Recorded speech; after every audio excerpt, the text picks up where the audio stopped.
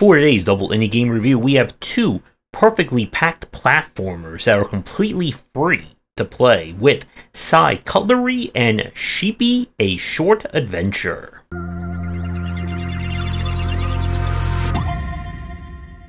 Psycutlery has been in development for a long time by the developer, but was released on itch, and you'll find links to both games down below. This is a platformer where you play as Lillian the Alien, half girl, half frog, and half psychic, armed with a psychically attuned spork. That's going to be us. We must try and save the universe from evil, help our evil twin/lawyer sister, and maybe learn a thing or two along the way. The gameplay here is built on kind of the main marketing of every level is essentially a one-off in some way, shape, or form. This could be having a specific enemy type, specific kind of environmental hazard or obstacle, or something specific you need to do in terms of completing the level. And it does a great job of giving you that kind of, just one more level feel out of it. In terms of the general platforming physics, Lillian can run, kind of do like multiple little flutter jumps, and launch her spork as her main source of attack. Hit enemy enough times with it, and you can kind of grab them with it, and then fling them almost Kirby style in any direction. You can also find random power-ups that give you kind of super breath that will enable you to do more damage. There are shops that let you buy consumable items if you need them, as well as new costumes for your own spork. The difficulty of this game, I would put it in the moderate side for most of it. What they do is that every level has three kind of special eyeballs or MacGuffins. If you find all three in the level, you unlock a harder variant of that level. The harder variant will introduce either a mechanic that will show up later on in the game earlier, it may change something about how the level plays out, but it's designed to give you a little bit more challenge. And I would say that would be a little bit harder for players, but all in all, Psycutlery is not aiming for like super Meat Boy, I want to be the guy, super difficult platforming. It is very generous in terms of all of its jumps and obstacles. And if you need to, you can also raise the number of health that you have if you're just interested in seeing this game through to its hilarious story.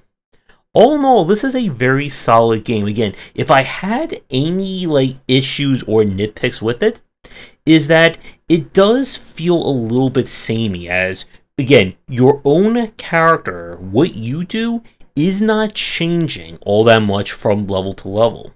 And again, as someone who's played quite a bit of super challenging platformers, it's hard to find a new one that challenges me outside the Kaizo super ultra difficult.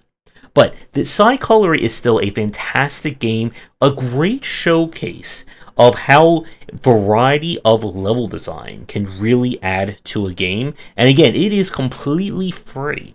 So this is the perfect platformer if you're looking for something as a family platformer, something to introduce someone new to 2D platforming, and you'll laugh and have a lot of jumping fun along the way. And now for a platform that's going to be a little bit more for the older side, but not too much. We have Sheepy, a short adventure. We play as a plushie of a sheep that has been brought to life by some strange force. Something has apparently happened to the world, and in order to make things right, we must once again use the power of jumping, ledge climbing, and a lot more to save the day. This is more on the action platformer side. You'll use jumping as well as a few additional powers you'll get along the way to move from environment to environment. There are secrets and bonus collectibles to be found, including lots of achievements for Easter eggs. The physics and movement tech in Sheepy are really well done. Sheepy is very responsive, and all the jumping and your powers just feel really good to use. The variety of levels is good. Again, this is not designed to be an overly long game, and you should be able to finish this one most likely within an hour. Probably less if you know what you're doing in terms of platforming, physics, and tech. But the game itself is presented really nicely. Checkpoints are extremely generous in this game, which is welcomed. There are going to be a few moments of some spikiness. There are a few boss fights that will kind of test your skills at the platforming a little bit differently than the rest of the experience. If I had any nitpicks with Sheepy, the only thing I would say is that the final boss, literally the final maneuver in this game, can be a little bit weird if you're not used to 2D platforming. But that is just a nitpick for this game. This is a phenomenal take on 2D platforming design, and definitely a must-play for anyone who's interested in the genre, and how you can do a lot of interesting designs, a lot of interesting movements and feel with a very limited moveset. So, with this game being completely free like our last one, there is no excuse to not check this one out. And if you enjoy any kind of 2D platform, any kind of movement and jump tech in your games, then you certainly need to play this one. And with that, that's going to do it for this double review. So, 2 phenomenal platformers for very different kinds of jumping and movement physics. And if you want to know more about my thoughts on 2D platformer design, I'll include a link to my game design guide video that I made for it.